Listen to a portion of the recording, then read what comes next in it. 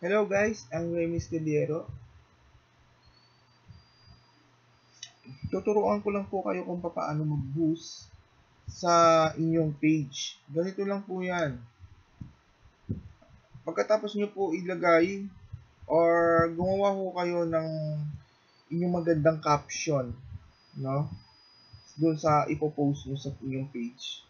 Halimbawa ho, meron po kayong picture. Pagkatapos po, kailangan maganda po yung pagkakagawa nyo ng caption. Pag na-post nyo na po siya sa inyong page, nakalagay naman po doon yung boost. Diba? Gawin sa baba. Like, comment, share. Tapos nandito po yung boost. I-click nyo lang po siya.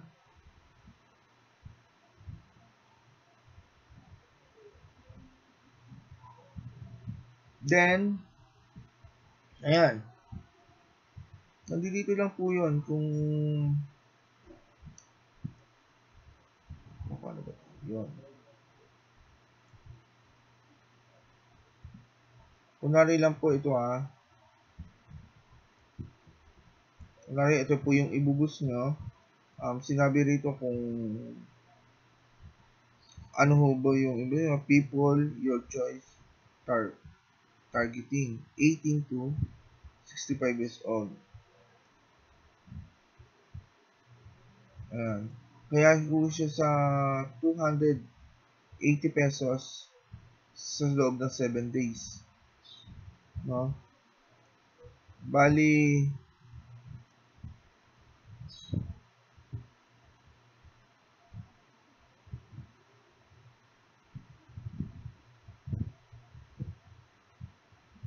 bali sa loob ng bali sa loob ng 7 days, nagkakahalaga siya ng 280 pesos.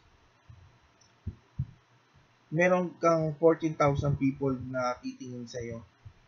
Sa kada araw na titingin sa'yo, 5,300 na tao na pwedeng mag-like. Yan po yung ito po yung kabuuan ng tao, no, na titingin sa'yo or magla-like sa loob ng 7 araw. Kasi kung dito ka sa 1 day, ito 5,300 pa rin, ganoon pa rin siya. Pag ito na pong 14 days,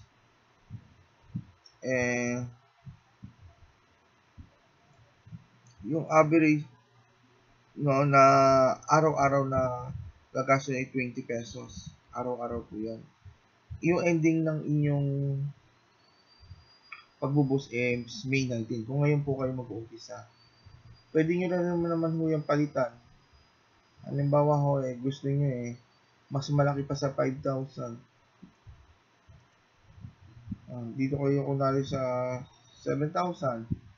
Sa loob ng 14 days, meron titingin sa inyo araw-araw na 17,000 na tao. Yan po yung pwedeng mag-like sa inyo. Ang capacity naman niya is 45,000. Sa loob po yan ng 14 days. Ang babayaran nyo kada araw, it's 54 pesos. Ang ending po niyan is May 19. Sa loob po yan ng 14 days. 14 days. Tapos, i-click nyo na lang po to, yung boost.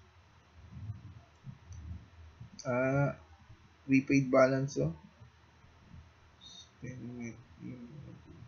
I-click nyo lang po to, itong boost. And then, lalabas po yan. Nagsasabi po siya ng add money. No? Kulang pa ako. Bali, pwede nyo po itong i-change itong card.